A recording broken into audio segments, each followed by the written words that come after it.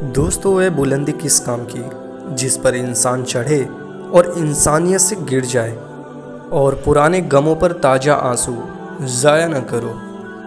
دلوں میں فرق آ جائے تو دلیل، منتیں، فلسفے سب بیکار جاتے ہیں۔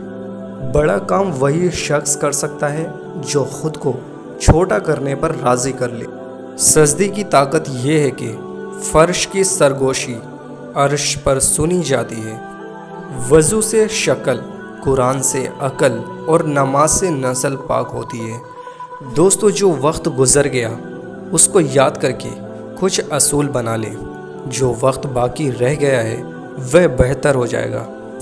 یقین ایسا ہو کہ سامنے سمندر ہو اور تم کہو نہیں، میرا رب راستے بنائے گا۔